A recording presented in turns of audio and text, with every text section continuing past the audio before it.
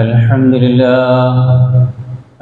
لله نحمده ونستعينه ونؤمن به ونتوكل عليه ونعوذ بالله من شرور أنفسنا ومن سيئات أعمالنا من يهده الله فلا مضل له ومن يضلل فلا هادي له وأشهد أن لا إله إلا الله وحده لا شريك له وأشهد أن محمدًا عبده ورسوله هو الذي أرسل رسوله بالهدى ودين الحق ليظهره على الدين كله وكفى بالله شهيدا. اللهم صل على محمد وعلى آل محمد كما صليت على إبراهيم وعلى آل إبراهيم وبارك على محمد وعلى آل محمد كما باركت على إبراهيم وعلى آل إبراهيم إنك حميد مجيد. أما بعد فإن خير الحديث كتاب الله وخير الهدي هدي محمد صلى الله عليه وسلم وشر الأمور محدثاتها وكل محدثة بدعة وكل بدعة ضلالة. أيها الناس أوصيكم وإياي أولا بتقوى الله. يا أيها الذين آمنوا اتقوا الله حق تقاته ولا تموتن إلا وأنتم مسلمون. أعوذ بالله من الشيطان الرجيم. بسم الله الرحمن الرحيم. يا أيها الناس اتقوا ربكم الذي خلقكم من نفس واحدة وخلق منها زوجها وبث منهما رجالا كثيرا ونساء واتقوا الله الذي تساءلون به والأرحام إن الله كان عليكم رقيبا. وقال تعالى في قرآنه الكريم: أعوذ بالله من الشيطان الرجيم. وقيل للذين اتقوا ماذا أنزل ربكم قالوا خيرا للذين أحسنوا في هذه الدنيا حسنة ولدار الآخرة خير ولنعم دار المتقين. جنات عدن يدخلونها تجري من تحتها الأنهار لهم فيها ما يشاءون كذلك يجزي الله المتقين. ബഹുമാന്യ മുഅ്മിനുകളെ, മുഅ്മിനാത്തുകളെ, അള്ളാഹുവിനെ സൂക്ഷിച്ചുകൊണ്ട് ജീവിക്കണേ എന്ന് പ്രത്യേകം വസിയത്ത് ചെയ്യുകയാണ്, ഉപദേശിക്കുകയാണ്. പരിശുദ്ധ റമളാനിലെ ഒന്നാമത്തെ വെള്ളിയാഴ്ചയിലാണ് നമ്മളുള്ളത്. എല്ലാ വെള്ളിയാഴ്ചകളിലും യാ അയ്യുഹല്ലദീന ആമനുത്തഖുല്ലാഹ ഹഖ്ഖ തുഖാതിഹി എന്ന വചനം നമ്മൾ കേൾക്കാറുണ്ട്. വിശ്വാസികളെ, നിങ്ങൾ അല്ലാഹുവിനെ സൂക്ഷിക്കണേ. എങ്ങനെയാ സൂക്ഷിക്കേണ്ടത്? ഹഖ്ഖ തുഖാതിഹി, സൂക്ഷിക്കേണ്ട വിധത്തിൽ സൂക്ഷിക്കണേ. എന്നിട്ട് പറഞ്ഞു വലാ തമൂതുന്ന ഇല്ലാ വഅൻതും മുസ്ലിമൂൻ, മുസ്ലിംകളായിക്കൊണ്ടല്ലാതെ നിങ്ങൾ മരിച്ചു പോകരുത്. ജുമുഅ കഴിഞ്ഞ് നമ്മൾ പുറത്തേക്കിറങ്ങി അള്ളാഹുവിൻ്റെ വിളിയാളം വന്നാൽ മുഅ്മിനുകളായി അവരെ സ്വീകരിച്ചുകൊണ്ട് തയ്യിബീങ്ങളായ നല്ലവരായ മലായികത്തുകൾ അല്ലാ തഖാഫൂ വഅബ്ശിറൂ ബിൽ ജന്നത്തി അല്ലതി കുൻതും തുഅദൂൻ, നിങ്ങൾ ഭയപ്പെടേണ്ട കേട്ടോ, നിങ്ങൾക്ക് സ്വർഗം ഒരുക്കി വെച്ചിട്ടുണ്ട് എന്ന് നമ്മളോട് പറയത്തക്ക വിധത്തിലാണോ നമ്മൾ ജീവിച്ചു കൊണ്ടിരിക്കുന്നത് എന്ന് പരിശോധിക്കുക. ഹഖ്ഖ തുഖാതിഹി, ഇല്ലെങ്കിലോ എപ്പോഴാണ് മരണം വന്നെത്തുക എന്ന് പറയാൻ സാധ്യമല്ല. അതുകൊണ്ട് സഹോദരങ്ങളെ, ജീവിതത്തിന്റെ എല്ലാ വശങ്ങളിലും അതാണ് ഹഖ്ഖ തുഖാതിഹി എന്ന് പറഞ്ഞതിന്റെ താല്പര്യം. അത് ഒരു നഖം മുറിക്കുന്ന വിഷയത്തിലാകട്ടെ, അതുപോലെ അതിനേക്കാൾ ചെറിയ വിഷയമാകട്ടെ, ജനങ്ങൾ നാലാളുകൾ കാണുന്ന ഇടത്തിലാണ് നമ്മൾ താമസിക്കുന്നതെങ്കിലും തൻ്റെ ഭാര്യയും കുടുംബവും കുട്ടികളും ഒന്നും അറിയാത്ത ഏതെങ്കിലും വിദൂര ദിക്കുകളിലാണ് നമ്മൾ താമസിക്കുന്നതെങ്കിലും ഇത്തഖില്ലാഹ ഹൈസുമാ കുന്ത, നീ എവിടെയാണെങ്കിലും അല്ലാഹുവിനെ സൂക്ഷിക്കണേ എന്ന നിലയിൽ സൂക്ഷിക്കേണ്ട രൂപത്തിൽ സൂക്ഷിക്കണം. എന്താണ് തഖ്വ എന്ന് പറയുന്നത്? നമ്മൾ ഒരുപാട് പ്രാവശ്യം മിമ്പറുകളിൽ നിന്ന് കേട്ടതാണ്, ക്ലാസ്സുകളിൽ നിന്ന് കേട്ടതാണ്. എന്താണ് തഖ്വ? ഇംതിസാലു അവാമിരില്ലാഹി വജ്തിനാബു നവാഹിഹി. ഷോർട്ടായിട്ട് പറഞ്ഞാൽ അല്ലാഹുവിൻ്റെ കൽപ്പനകൾ അനുസരിക്കുകയും അവൻ വിരോധിച്ച കാര്യങ്ങൾ ജീവിതത്തിൽ നിന്ന് വർജിക്കുകയും ചെയ്യുക. ഇത് ഈമാൻ ഉള്ള ഒരാൾക്ക് മാത്രമേ കഴിയൂ, ഇഖ്ലാസുള്ള ഒരാൾക്ക് മാത്രമേ കഴിയൂ. അതുകൊണ്ട് തന്നെയാണ് ഈമാനും ഇഖ്ലാസും തഖ്വയും എല്ലാം ഒന്നാണ് എന്ന നിലക്ക് പരിശുദ്ധ ഖുർആനും ഹദീസും പരിശോധിച്ച് നോക്കിയാൽ നമുക്ക് മനസ്സിലാക്കാൻ കഴിയുന്നത്, ഇന്നല്ലാഹ ലാ യഖ്ബലു മിനൽ അമലി ഇല്ലാ മാ കാന ലഹു ഖാലിസ വബ്തഗാ ബിഹി വജ്ഹഹു. അല്ലാഹുവിൻ്റെ പ്രീതി ഉദ്ദേശിച്ചുകൊണ്ട് മാത്രം ചെയ്യുന്ന പ്രവർത്തനങ്ങൾ മറ്റ് ജീവിതത്തിലെ ഏതൊരു കാര്യത്തിനും അതിൽ തഖ്വ ഉണ്ടാക്കിയെടുക്കാൻ നമുക്ക് സാധിക്കും. ചിലപ്പോഴൊക്കെ ഇത് കൂടുതലായി എന്ന് വരും. റമദാനിൽ തഖ്വ വർദ്ധിക്കുമെന്ന് എനിക്കും നിങ്ങൾക്കുമെല്ലാം അറിയാം. ചില അവസരത്തിൽ അത് കുറഞ്ഞു പോകും. നബി സല്ലല്ലാഹു അലൈഹി വസല്ലമയുടെ സഹാബി ഹൻമല റളിയല്ലാഹു അൻഹു ഒരിക്കൽ സംസാരിച്ചു കൊണ്ടിരിക്കെ, അബൂബക്കർ റളിയല്ലാഹുവിനോട് സംസാരിച്ചു കൊണ്ടിരിക്കെ, നാഫഖ ഹൻമല, ഹൻമല മുനാഫിഖായിരിക്കുന്നു എന്ന് പറഞ്ഞു. ഇത് കേട്ട അബൂബക്കർ റളിയല്ലാഹു ചോദിച്ചു, എന്താണ് ഹൻമല താങ്കൾ പറയുന്നത്?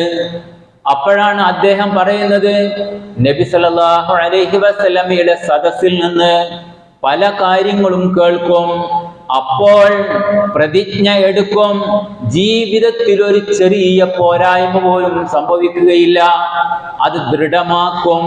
പക്ഷേ പുറത്തിറങ്ങിയാൽ ചെറിയ ചെറിയ വീഴ്ചകൾ സംഭവിക്കുമല്ലോ, അത് നിഫാഖിന്റെ കാപട്യത്തിന്റെ അവസ്ഥയല്ലേ?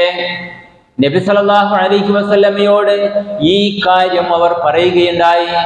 അപ്പൊ നബി പറഞ്ഞു, നബിയോട് പറഞ്ഞെന്താ? അല്ലാഹുവിന്റെ റസൂലേ, അങ്ങ് കാര്യങ്ങളൊക്കെ സ്വർഗവും നരകവും ഒക്കെ വിശദീകരിക്കുമ്പോ ഞങ്ങളുടെ കണ്ണുകളിൽ, ഞങ്ങളുടെ ഹൃദയങ്ങളിൽ അതുണ്ടാക്കുന്ന സ്വാധീനം വല്ലാത്തതാണ് നബിയെ. കണ്ണീർ കണങ്ങൾ എത്തിപ്പോകാറുണ്ട്. എന്നാൽ പുറത്തിറങ്ങിയാൽ ഇങ്ങനെയോ അത്രമാത്രം ഈമാൻ ഉണ്ടാകാത്ത വിധത്തിൽ അങ്ങോട്ടും ഇങ്ങോട്ടുമൊക്കെ ചാഞ്ചല്യം സംഭവിക്കാറുണ്ട്. അതാണ് ഞങ്ങൾ സൂചിപ്പിച്ചതെന്ന്. അപ്പൊ റസൂലുള്ളാഹി സ്വല്ലല്ലാഹു അലൈഹി വസല്ലം പറഞ്ഞത്, ഹൻമല, അത് സത്യമാണ്. ഈമാൻ വർദ്ധിക്കുകയും ഈമാൻ കുറയുകയും ചെയ്യും.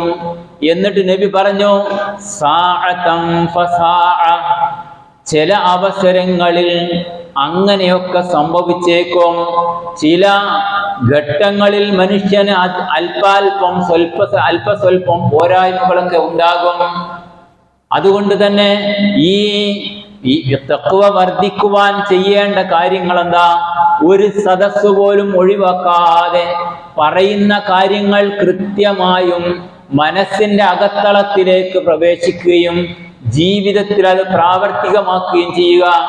അതുകൊണ്ടാണ് നബി സല്ലല്ലാഹു അലൈഹി വസല്ലം പറഞ്ഞത്, ലൈസൽ ഈമാനു ബിത്തമന്നി വലാ ബിത്തജല്ലി വലാകിന്നഹു മാ വഖറ ഫിൽ ഖൽബി വസദ്ദഖഹുൽ അമൽ. വേഷഭൂഷാദികളല്ല, ശരീരത്തിലെ ഏതെങ്കിലും നിലക്ക് മുഅ്മിനാണ് മുഅ്മിനത്താണ് എന്ന് കാണിക്കാനുള്ള അടയാളങ്ങൾ ഉണ്ടാകലല്ല, കുറെ പ്രതീക്ഷകൾ വെച്ച് പുലർത്തലല്ല, അടുത്ത റമദാനിൽ ഞാൻ നന്നാകാം, ഇതോടുകൂടി ഞാൻ ശരിയാകാം എന്നൊക്കെയുള്ള നിലക്കുള്ള പ്രതീക്ഷകളല്ല, മറിച്ച് അത് ജീവിതത്തിൽ ഓരോ പ്രവൃത്തിയിലും അത് പ്രതിഫലിക്കലാണ്. നമ്മള് ഒരു ഉദാഹരണം പറയട്ടെയോ, ഒരാൾ നമ്മള് ടൂറ് കഴിഞ്ഞ് തിരിച്ചു വരുന്ന സമയത്ത് അയൽവാസിയായ സുഹൃത്ത് ഹോസ്പിറ്റലിലാണ് എന്ന് നമ്മൾ അറിയുമ്പോൾ എത്ര തിരക്ക് പിടിച്ച ഒരുപാട് പ്ലാനുകൾ നമ്മളുടെ മുമ്പിലുണ്ടെങ്കിലും നമ്മൾ അയാളെ സന്ദർശിക്കാൻ പോകും. ചർച്ച നടക്കും അതിൻ്റെ ഇടയില്, തൊട്ട അയൽവാസിയല്ലേ, അയാളെ നമ്മൾ നോക്കിയിട്ടില്ലെങ്കിൽ ആളുകൾ എന്ത് പറയും, ചെന്ന് നോക്കിയിട്ടില്ലെങ്കിൽ ആൾക്കാരുടെ നിലപാടെന്തായിരിക്കും? എന്നിട്ട് പോയി നോക്കുന്നുവെങ്കിൽ അപ്പോൾ നമ്മളുടെ ഇഖ്ലാസ് നഷ്ടപ്പെട്ടു പോകുന്ന സാഹചര്യം അവിടെ ഉണ്ടാകുന്നില്ലേ? ആളുകൾക്ക് വേണ്ടിയിട്ടാണോ പോയി നോക്കേണ്ടത്? അതാണ് ഞാൻ സൂചിപ്പിച്ചത്. കൃത്യമായും ആ സൂക്ഷ്മതാബോധം റബ്ബിന്റെ അടുക്കൽ നിന്നുള്ള പ്രതിഫലമാകണം.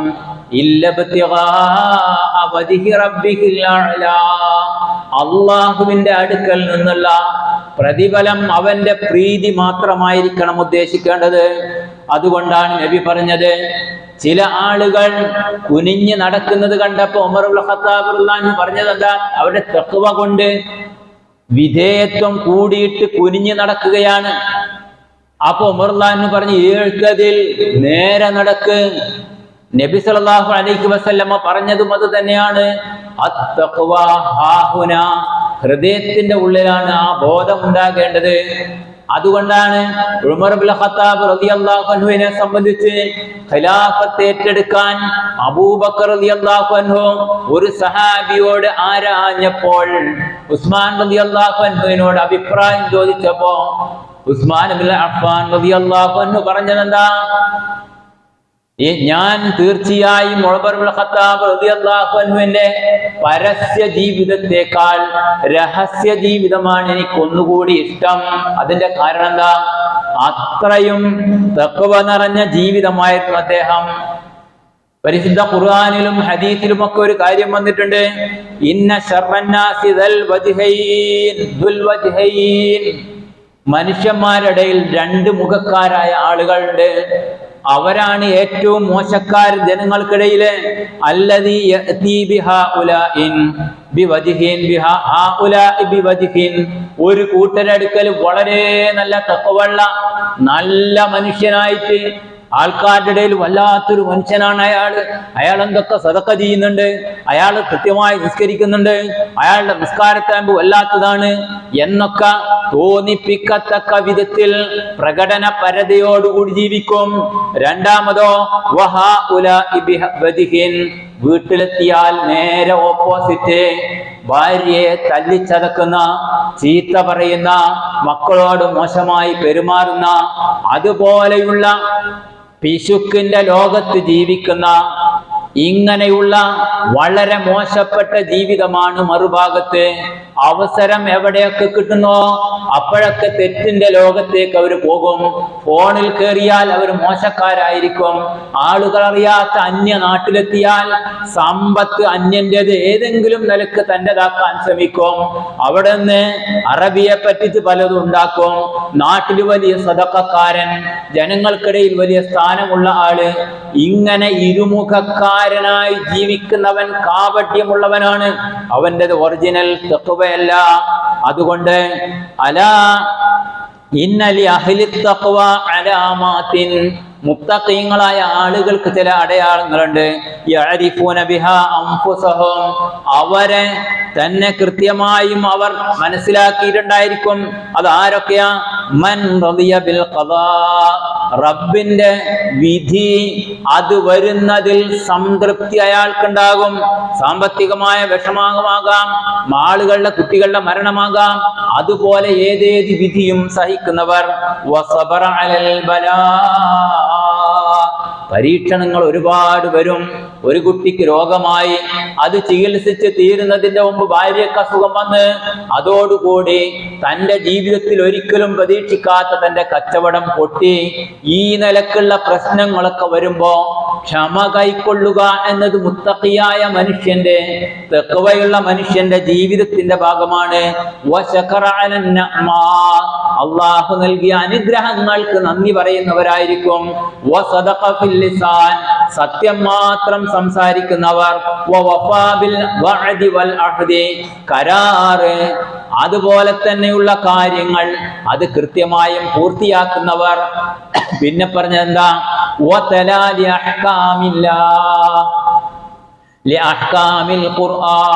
ഖുർആനിന്റെ നിയമങ്ങൾ കൃത്യമായും ബോധ്യപ്പെട്ടു കഴിഞ്ഞാൽ അത് മനസ്സിലാക്കുന്ന, അത് ഉൾക്കൊള്ളുന്ന ആളുകൾ തഖ്വയുടെ പൂർണ്ണ രൂപമായി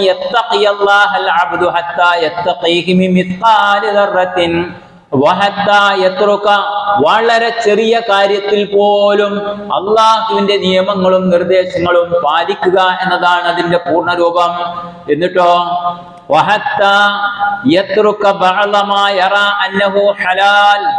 സംശയം ഹലാലാണോ, ആ കാര്യം ഹറാമാണോ, അങ്ങനെയുള്ള കാര്യങ്ങളെ അയാൾ ഉപേക്ഷിക്കും.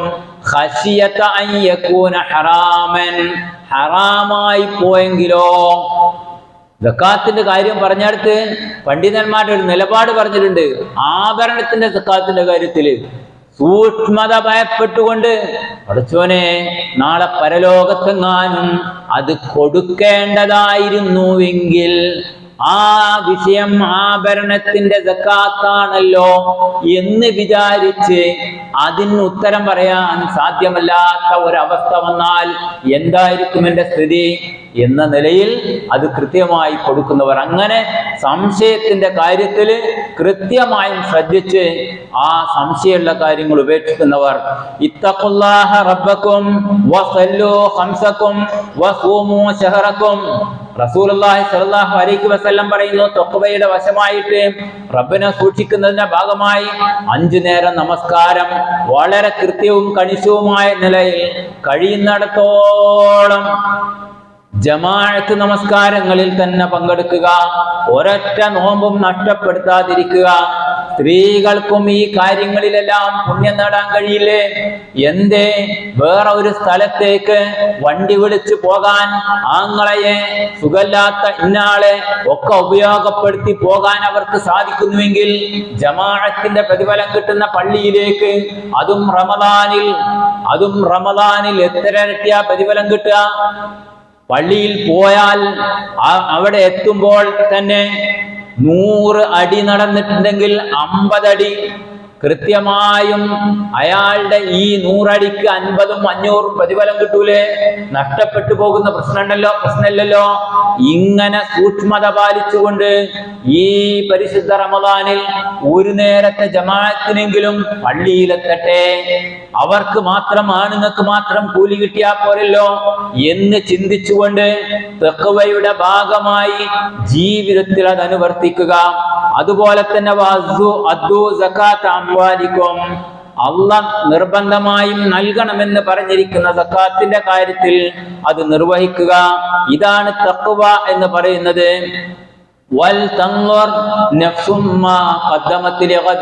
ആരോടാ പറയുന്നത്? ആ ആയത്ത് ഒരുപാട് പ്രാവശ്യം നമ്മൾ കേട്ടതാണ്. യാ അയ്യുഹല്ലദീന ആമനു തഖുല്ലാഹ, ഒന്ന് വൽ തൻദുർ നഫ്സും മാ ഖദ്ദമത് ലിഗദിൻ വത്തഖുല്ലാഹ, രണ്ട് വൽ തൻദുർ നഫ്സും മാ ഖദ്ദമത് ലിഗദിൻ വത്തഖുല്ലാഹ ഇന്നല്ലാഹ ഖബീറും ബിമാ തഅമലൂൻ. മുത്തഖീങ്ങളായ മുഅ്മിനുകളായ ആളുകളെ വിളിച്ച് 2ഓ 3ഓ പ്രാവശ്യം അത് ആവർത്തിക്കുകയാണ്. എന്താ വിഷയം? അതില് നാളേക്ക് വേണ്ടി എന്താണ് സമ്പാദിച്ചു വെച്ചത് അത് പരിശോധിക്കാൻ. എന്താണ് ഓരോരുത്തരും ഉണ്ടാക്കി വെച്ചത്?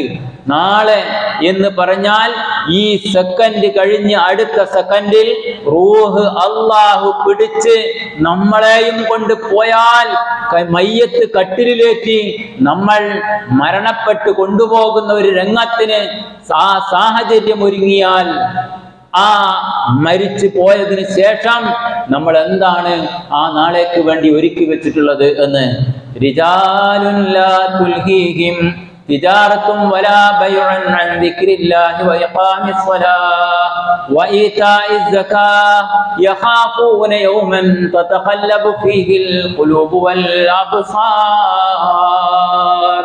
ഒരു വിഭാഗം ആളുകൾ അല്ലാഹു സൂറത്തുൻ നൂറിലെ പരിചയപ്പെടുന്നുണ്ട്. അവർക്ക് ദുനിയാവിലെ ഏർപ്പാടുകള്, വ്യാപാരങ്ങള്, വ്യവസായങ്ങള് പോലെയുള്ള കാര്യങ്ങളൊന്നും അവർക്ക് അള്ളാഹുവിന്റെ നിയമങ്ങളും നിർദ്ദേശങ്ങളും പ്രാവർത്തികമാക്കുന്നതിന് തടസ്സമല്ല.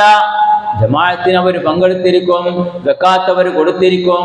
ഈ നിലക്കുള്ള ഒരു പ്രത്യേകമായ വിഭാഗം ആളുകളുടെ സവിശേഷത പറഞ്ഞപ്പോൾ യഖാഫൂന യൗമൻ തതഖല്ലബു ഫീഹിൽ ഖുലൂബു വൽ അബ്സാർ, ഒരു ഭയാനകമായ ദിവസത്തെ അവർ ഭയപ്പെടുന്നുണ്ട്. അതാണ് അതിനുള്ള കാരണം. ഈ തഖ്വ നിലനിർത്തി ജീവിക്കണമെന്ന് പറയുന്നത് നാളെ എന്നെയും നിങ്ങളെയും ഒക്കെ ഒരുമിച്ച് കൂട്ടുന്ന ഒരു ദിവസമുണ്ട്. ഖുൽ ഇന്നൽ അവ്വലീന വൽ ആഖിരീൻ ലമജ്മൂഊന ഇലാ മീഖാതി യൗമിൻ മഅലൂം. ആദം നബി അലൈഹിസ്സലാത്തു വസ്സലാം മുതൽ അവസാനത്തെ മനുഷ്യൻ കാഹളത്തിൽ ഊതപ്പെടുമ്പോൾ ജനിച്ച മനുഷ്യനെ വരെ ഒരുമിച്ച് കൂട്ടും. ലിമീഖാതി യൗമിൻ മഅലൂം. എന്തിനാ ആ ദിവസം ഒരുമിച്ച് കൂട്ടുന്നത്? ലിയജ്സിയല്ലദീന അഹ്സനൂ മാ അമിലൂ വയജ്സിയല്ലദീന അസാഊ ബിമാ ലിയജ്സിയല്ലദീന അസാഊ ബിമാ അമിലൂ വയജ്സിയല്ലദീന അഹ്സനൂ ബിൽ ഹുസ്നാ. അവർ ചെയ്തു കൂട്ടിയ നല്ല കാര്യങ്ങൾക്കും ചീത്ത കാര്യങ്ങൾക്കും അതിനനുസരിച്ച പ്രതിഫലം കൊടുക്കാൻ വേണ്ടി ഇന്ന സാഅത ആതിയതുൻ അകാദു ഉഖ്ഫീഹാ ലിതുജ്സാ കുല്ലു നഫ്സിൻ ബിമാ തസ്ആ. ഓരോ മനുഷ്യനും പ്രയത്നിച്ചതിന് കൂലി കൊടുക്കാൻ. വഅലൈസ ലിൽ ഇൻസാനി ഇല്ലാ മാ സആ, മനുഷ്യന് അവൻ പ്രയത്നിച്ചതല്ലാതെ മറ്റൊന്നുമില്ല കേട്ടോ. വത്തഖൂ യൗമൻ ലാ തജ്സീ നഫ്സുൻ അൻ നഫ്സിൻ ശൈആ. ആ ദിവസത്തെ പറ്റിയാ പറയുന്നത്. ഒരാൾക്ക് വേറൊരാളെയും സഹായിക്കാൻ സാധ്യമല്ലാത്ത ദിവസം. ദുനിയാവിൽ പലതരത്തിലുള്ള സഹായം ആൾക്കാർക്ക് ചെയ്യാൻ കഴിയും. ഹോസ്പിറ്റലിലേക്ക് നമ്മളെ കൊണ്ടുപോടും, ജീവൻ രക്ഷപ്പെടുത്താൻ, എത്ര കാശും ചെലവഴിക്കാൻ, അങ്ങനെ തുടങ്ങി ഒരുപാട് കാര്യങ്ങളിൽ ദുനിയാവിൽ സഹായത്തിന് ആളുണ്ടാവും. പക്ഷേ പരലോകത്ത് അവനവൻ ചെയ്ത അമലല്ലാതെ ഇല്ല കേട്ടോ. കുല്ലും ബിമാ കസബ റഹീൻ. ഓരോരുത്തരും ചെയ്തതിന് അവൻ പണയപ്പെടും. അതുകൊണ്ട് ആ ഒരു ദിവസത്തെ ഭയപ്പെട്ടുകൊണ്ടപ്പെടുന്ന ആളുകളായി തീരുക എന്നതാണ് തഖ്വയുടെ പര്യവസാനമായി അവരുടെ ജീവിതത്തിൽ ശുദ്ധി വരുത്തുന്ന പ്രവർത്തനങ്ങൾക്ക് നിദാനമാകുന്നത്. അതിന്റെ കാരണം അതാണ്. നിങ്ങൾ നോക്ക്, മനുഷ്യൻ അങ്ങോട്ട് താഴോട്ടിറങ്ങും. തഖ്വ ഒരാൾക്ക് ഉണ്ടായിക്കഴിഞ്ഞാൽ എത്ര സമ്പത്തും അയാൾ അള്ളാഹ് തന്നതാണ് എന്ന നിലക്ക് ചെലവഴിക്കും. നാട്ടുകാരിലെ എല്ലാ തരത്തിലുള്ള സൽക്കർമ്മങ്ങളിലും അയാൾ പങ്കാളിയാകും. ഈ നിലക്കുള്ള ഒരു സവിശേഷത മനുഷ്യനിൽ ഉണ്ടാകാം. നബി സല്ലല്ലാഹു അലൈഹി വസല്ലമയുടെ പത്നി ആയിഷ റളിയല്ലാഹു അൻഹ ഉദ്ധരിക്കുന്ന ഒരു സംഭവം കാണാം. നമ്മൾ കേട്ട ചരിത്രമാണ്. അവരുടെ അടുക്കൽ ഒരു സ്ത്രീ ദരിദ്രവാസിയായ വിശന്ന് പൊരിഞ്ഞ 3 മക്കളെയും കൂടി 2 മക്കളെയും കൂട്ടി വന്നു.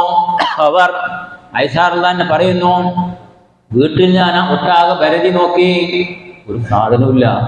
ഈ മക്കൾക്ക് കൊടുക്കാൻ വീട്ടിലൊന്നുമില്ല. ആ മക്കള് വിശന്ന് ഉമ്മാന്റെ കൈ പിടിച്ച് കരയുന്ന രംഗം കണ്ട് എനിക്ക് സങ്കടം തോന്നി. വീട്ടിൽ അവസാനം തെരഞ്ഞപ്പോൾ 3 കാരക്കച്ചുള കിട്ടി. ഒരു പറയാണ്, എന്നിട്ട് അത് ഞാൻ ഉമ്മാന്റെ കയ്യിൽ കൊടുത്ത് ആ ഉമ്മ ആ പൈതങ്ങൾക്ക് ഓരോ കാരക്കച്ചുള വീതം കൊടുത്ത് 3ാമത്തത് ആ ഉമ്മ വായിലിടാൻ നോക്കിയപ്പം മക്കള് വന്ന് അതിനും കൈ കാണിച്ച് ആ ഉമ്മ 2 പീസാക്കി അത് 2 മക്കൾക്കും കൊടുത്തു. റസൂലുള്ളാഹി സ്വല്ലല്ലാഹു അലൈഹി വസല്ലമയോട് ഈ സംഭവം പറഞ്ഞപ്പം നബി പോലും കണ്ണീർ കണങ്ങളിറ്റി അവർക്ക് വേണ്ടി പ്രാർത്ഥിച്ചു. നിങ്ങൾ ചിന്തിച്ചു നോക്ക്, മനുഷ്യൻ ഉള്ളത് എങ്ങനെ സഹജീവിക്ക് കൊടുക്കാമെന്ന അവന്റെ മനസ്സ് താഴോട്ടിറങ്ങുന്ന വശം ഈ തഖ്വയിലൂടെ ഉണ്ടാക്കിയെടുക്കാം. നമുക്കറിയാവുന്ന ചരിത്രമാണ്. ജീവനോടെ കുഴിച്ചു മൂടപ്പെട്ട പെൺകുട്ടി ചോദിക്കപ്പെടുമെന്ന ആയത്തിറങ്ങി. സഹാബി വളരെയേറെ പ്രയാസപ്പെട്ട് പള്ളിയിലിരുന്ന് നൊമ്പരപ്പെട്ട് കരഞ്ഞുകൊണ്ടിരിക്കുന്ന രംഗം റസൂല് ചോദിക്കുന്നു. അയാൾ പറയുന്ന, പ്രവാചകരെ, എന്റെ പുന്നോമന ആ പൈതലിന് ഞാൻ തന്നെ മൺവെട്ടിയെടുത്ത് കുഴിച്ച ആ കുഴിയിലേക്ക് എന്റെ പൈതലിനെ ഞാൻ ഇടുമ്പോൾ ഉപ്പാ നിങ്ങൾ എന്നെ കൊന്നല്ലോ എന്ന് ഊർപ്പടക്കി കരഞ്ഞു പിടിച്ചുകൊണ്ട് വിടാൻ പ്രയാസപ്പെട്ടിട്ടും ആ പൈതലിനെ ഞാൻ പിടിച്ചു മാറ്റി അതിലേക്ക് തള്ളിയിട്ട് ജീവനോടെ മണ്ണ് അതിന്റെ ശരീരത്തിലേക്ക് ഇടുമ്പം നിങ്ങൾ എന്നെ കൊന്നല്ലോ എന്ന് വാവിട്ട് നിലവിളിക്കുന്ന ആ പൈതലുണ്ടല്ലോ, അള്ളാഹുവിന്റെ റസൂലേ, ഞാൻ പരലോകത്ത് ചോദിക്കപ്പെടുന്ന ഒരു രംഗം, അതുകൊണ്ട് എനിക്ക് പ്രയാസമാകുന്നു, നൊമ്പരമാകുന്നു നബിയെ. അയാൾ വിതുമ്പി വിതുമ്പി കരയുന്നു. പറഞ്ഞതെന്താ? ഈ പരലോക വിശ്വാസം മനുഷ്യനെ തഖ്വയിൽ അധിഷ്ഠിതമായ ആ വിശ്വാസം അവനെ ഏറ്റവും നല്ലവനാക്കി തീർക്കും. ഇതാണ് മനുഷ്യനെ സംസ്കരിക്കാൻ ആ തഖ്വ ഓരോരുത്തരും നിലനിൽക്കണം എന്ന് പരിശുദ്ധ ഖുർആനും ഹദീസ് മക്കളെ ഒക്കെ നമ്മെ പരിചയപ്പെടുത്തുന്നത്.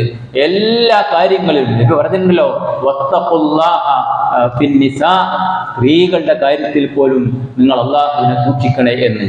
സഹോദരങ്ങളെ, നമ്മളെല്ലാവരും പോരായ്മകൾ എവിടെയാണ് എന്ന് സൂക്ഷ്മമായി കൃത്യമായി വിലയിരുത്തുകയും പരിശുദ്ധ റമദാനിന്റെ ഈ അവസരത്തിൽ ഓരോ നിമിഷവും മഹത്തായ നിമിഷമാണ് എന്ന് മനസ്സിലാക്കിക്കൊണ്ട് ആ പോരായ്മകൾ പരിഹരിച്ചുകൊണ്ട് അള്ളാഹുവിനോടുള്ള ഇഖ്ലാസും ഈമാനും തഖ്വയും വർദ്ധിപ്പിച്ച് നല്ലവരായി മുഅ്മിനുകളായി ജീവിച്ച് മരിച്ചു പോകുന്നവരിൽ പെടാൻ ശ്രമിക്കുക. അള്ളാഹു സുബ്ഹാനഹു വ തആല അത്തരക്കാരിൽ നമ്മെ എല്ലാവരെയും ഉൾപ്പെടുത്തി അനുഗ്രഹിക്കുമാറാകട്ടെ.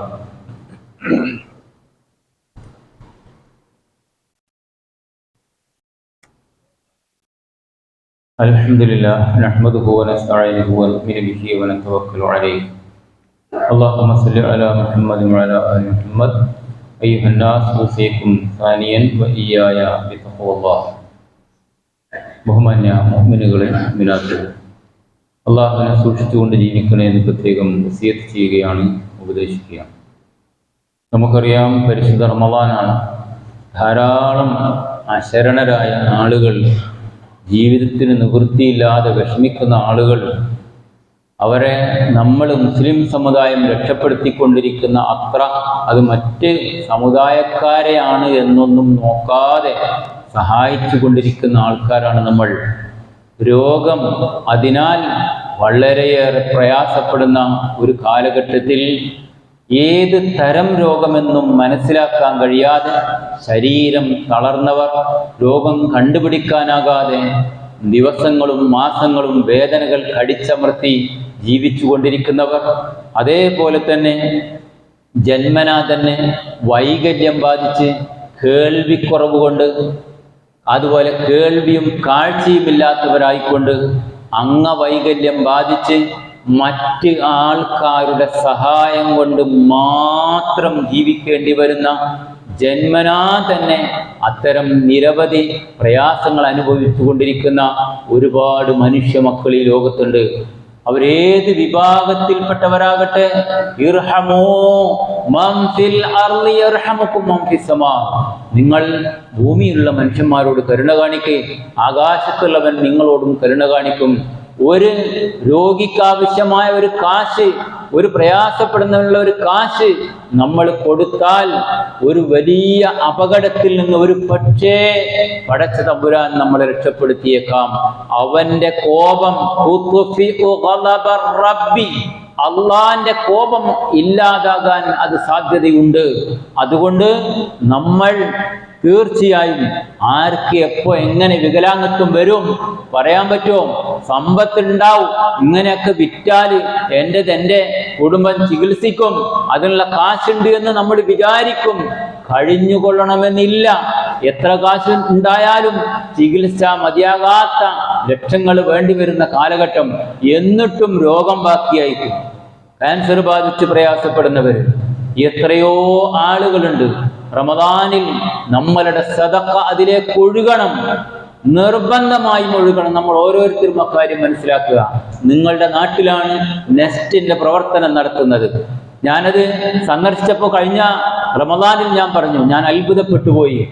എത്ര പ്രയാസപ്പെടുന്ന മനുഷ്യർക്ക് അത്താണിയായിട്ട് പാലിയേറ്റീവ് പ്രവർത്തനങ്ങൾ, വികലാംഗർക്കുള്ള സഹായങ്ങൾ, അതിൻ്റെ ബിൽഡിങ്ങുകൾ, അതിൻ്റെ നിർമ്മാണ പ്രവർത്തനങ്ങൾക്ക് ആവശ്യമായ സംഖ്യ, ഈ ആളുകളെ പരിചരിക്കാൻ, അവിടെ ജോലി ചെയ്യുന്നവർക്ക് കൊടുക്കാൻ ചില ഏതാനും വ്യക്തികൾ രാവും പകലും മെനക്കെട്ട് അതിന് കഠിനാധ്വാനം നടത്തുക. ഇനി അടുത്ത മാസത്തേക്ക് 10-13 ലക്ഷം ഉറുപ്പിക വേണം, എന്ത് ചെയ്യും? അതിൻ്റെ അടുത്ത മാസം എന്ത് ചെയ്യും എന്നതിൽ അവർക്ക് ബേജാറ്. ഇവരെ മക്കളല്ല, ഇവരുടെ ആരുടെയും കുടുംബമല്ല. എന്നിട്ട് പോലും ഈ മനുഷ്യ മക്കൾക്ക് വേണ്ടി അവരിറങ്ങി തിരിച്ചിട്ടുണ്ടെങ്കിൽ, സഹോദരങ്ങളെ, നമ്മളാൽ കഴിയുന്ന ഒരു സഹായം മനുഷ്യർക്ക് എത്തിച്ചു കൊടുക്കാനെങ്കിലും നമ്മളെ കൊണ്ട് കഴിയല്ലേ? ചിന്തിച്ചു നോക്ക്. പാവങ്ങളെ സഹായിക്കുന്ന മനുഷ്യൻ, അതിനുള്ള പ്രാധാന്യം, ഇതൊക്കെ നമ്മൾക്കറിയാം. നമ്മളുടെ കീശയിൽ കാശുണ്ട്, എപ്പോഴാ അല്ലാതാകുക എന്ന് പറയാൻ പറ്റൂല. അതുപോലെയുള്ള ആതുരാലയങ്ങളിലേക്ക് നമ്മൾ എത്തിപ്പെടുമോ? പറയാൻ പറ്റില്ല. അപ്പൊ അന്യന്റെ സഹായം നമുക്കും വേണ്ടി വരില്ലേ? അതിനാൽ ഈ ഒരു സാഹചര്യം ഉപയോഗപ്പെടുത്തി ഈ ഒരു സദഖയുമായി ബന്ധപ്പെട്ട് ഇന്ന് നടക്കുന്ന നെസ്റ്റിന്റെ കളക്ഷൻ ഒരു 50,000 ഉറുപ്പികയെങ്കിലും നമ്മളുടെ പള്ളിയിൽ നിന്ന് ഉണ്ടാകണം സഹോദരങ്ങളെ. അവർക്കൊരാശ്വാസമായിട്ട്. എന്താ അർത്ഥം? സാധുക്കളുടെ കാര്യങ്ങളിൽ പരസ്പരം പ്രേരിപ്പിക്കുന്നില്ല. അവർക്ക് ഭക്ഷണം കൊടുക്കുന്ന കാര്യങ്ങളിൽ അങ്ങനത്തെ ആള് പ്രേരിപ്പിക്കാത്തവൻ പോലും മതനിഷേധിയാണ് എന്ന് സൂറത്തുൽ മാഊനിൽ പറയുന്നുണ്ട്. ചിന്തിച്ചു നോക്ക്. അതിന് നമ്മളേതായാലും ചെയ്യുന്നില്ല. ചെയ്യുന്ന ആളുകൾക്ക് കഴിവിന്റെ പരമാവധി ആ ഉത്തരവാദിത്വം അവരേറ്റെടുത്ത സ്ഥിതിക്ക് അവരെ സഹായിക്കുക എന്നത് നമ്മുടെ ബാധ്യതയാണ്. അതുകൊണ്ട് ആ കാര്യത്തിൽ നടക്കുന്ന സഹായഹസ്തം നമ്മളുടെ ഭാഗത്തു നിന്ന് ഒഴുകണം എന്ന് പ്രത്യേകം ഉണർത്തുകയാണ്. മൻ യസ്സറ അലാ മുഅസ്സിരിൻ യസ്സറഹുല്ലാഹു യൗമൽ ഖിയാമ. ഇതുപോലെ പ്രയാസപ്പെടുന്ന മനുഷ്യർക്ക് എന്തെങ്കിലുമൊക്കെ ഒരു സഹായം നമ്മളുടെ ഭാഗത്തു നിന്നുണ്ടായാൽ അത് കഴിവുള്ളവർ അതിനനുസരിച്ച് തന്നെ കൊടുക്കണം. റബ്ബ് നമ്മളെ വിടൂല. അതുകൊണ്ട് അങ്ങനെ നമ്മൾ കഴിയുന്ന വിധത്തിൽ ചെയ്തു കൊടുത്താൽ യസ്സറഹുല്ലാഹു യൗമൽ ഖിയാമ, അന്ത്യദിനത്തിൽ കാരുണ്യവാനായ റബ്ബ് പ്രയാസങ്ങളിൽപ്പെട്ട ഒരു പ്രയാസം അള്ളാഹുവിനെ ദൂരീകരിച്ചു കൊടുക്കും. അള്ളാഹു സുബ്ഹാനഹു തആല ഇത്തരം എല്ലാ നല്ല സംരംഭങ്ങളിലും പങ്കാളികളായി നല്ലവരായി ജീവിച്ച് മരിച്ചു പോകാൻ നമ്മെ അനുഗ്രഹിക്കുമാറാകട്ടെ. കാരുണ്യവാനായ റബ്ബ് നമ്മൾ ചെയ്ത എല്ലാ സദഖക്കും തക്കതായ പ്രതിഫലം നൽകി അനുഗ്രഹിക്കുകയും ചെയ്യുമാറാകട്ടെ. പരിശുദ്ധ റമദാനിന്റെ പൂർണ്ണമായ പവിത്രത ലഭിച്ചുകൊണ്ട് സ്വർഗത്തിലെത്തുന്ന സജ്ജനങ്ങളിൽ പെടാൻ കാരുണ്യവാനായ റബ്ബ് നമ്മെ എല്ലാവരെയും അനുഗ്രഹിക്കുമാറാകട്ടെ. നമ്മുടെ അഷ്റഫ് ഖാ, അദ്ദേഹത്തിന്റെ ഭാര്യാമാതാവ് മരണപ്പെട്ട കാര്യം നമ്മൾ അറിഞ്ഞിട്ടുണ്ടല്ലോ. അള്ളാഹു അവർക്ക് മഗ്ഫിറത്തും മർഹമത്തും നൽകി അനുഗ്രഹിക്കുമാറാകട്ടെ. ഇതുപോലെ രോഗികളായി പ്രയാസപ്പെടുന്ന കുറെ ആളുകൾ ദുആ കൊണ്ട് വസിയത്ത് ചെയ്തവരുണ്ട്. നമ്മളെ പരിചയത്തിലും അറിവിലുമൊക്കെയുള്ള ഒരുപാട് രോഗികൾ വാർദ്ധക്യ സഹജമായതും അല്ലാത്തതുമായ പ്രയാസങ്ങൾ അനുഭവിച്ചു കൊണ്ടിരിക്കുന്നവരുണ്ട്. അല്ലാഹു സുബ്ഹാനഹു തആല അവർക്കെല്ലാം ശിഫയും ആശ്വാസവും പ്രദാനം ചെയ്യുമാറാകട്ടെ. കാരുണ്യവാനായ റബ്ബേ, ഞങ്ങളുടെ എല്ലാ അമലുകളും നീ സ്വീകരിക്കണേ തമ്പുരാനെ. അള്ളാഹുവേ, ഞങ്ങളുടെ കുടുംബത്തിൽ നീ സമാധാനം നിലനിർത്തി അനുഗ്രഹിക്കണേ റഹ്മാനെ. അള്ളാഹുവേ, ഞങ്ങളുടെ മക്കളിൽ ഈ ആദർശം നിലനിന്ന് മുന്നോട്ട് പോകുന്ന സാഹചര്യം ഉണ്ടാക്കി തരണേ തമ്പുരാനെ. കാരുണ്യവാനായ റബ്ബേ, എല്ലാവിധ പ്രതിസന്ധികളിൽ നിന്നും പ്രയാസങ്ങളിൽ നിന്നും വിഷമങ്ങളിൽ നിന്നും ബുദ്ധിമുട്ടുകളിൽ നിന്നും നീ ഞങ്ങളെ കാത്തുരക്ഷിക്കണേ തമ്പുരാനെ. ഞങ്ങളുടെ ഇബാദത്തുകൾ മുഴുവൻ സ്വീകരിക്കുകയും വലതു കൈയിൽ ഗ്രന്ഥം ലഭിച്ച് സ്വർഗത്തിലെത്തുന്ന സജ്ജനങ്ങളിൽ പെടാൻ നീ ഞങ്ങളെ അനുഗ്രഹിക്കുകയും ചെയ്യണേ തമ്പുരാനെ. അല്ലാഹുമ്മ ഖുൽ ലിൽ മുഅ്മിനീന വൽ മുഅ്മിനാത്ത് വൽ മുസ്ലിമീന വൽ മുസ്ലിമാത്ത് അൽ അഹ്യാഇ മിൻഹും വൽ അംവാത്ത് ഇന്നക മുജീബു ദഅവാതി വ യാ ഖാദിൽ ഹാജാത്ത് ربنا آمنا فاغفر لنا ذنوبنا وكفر عنا سيئاتنا وتوفنا مع الأبرار ربنا تقبل منا إنك أنت السميع العليم وتب علينا إنك أنت التواب الرحيم.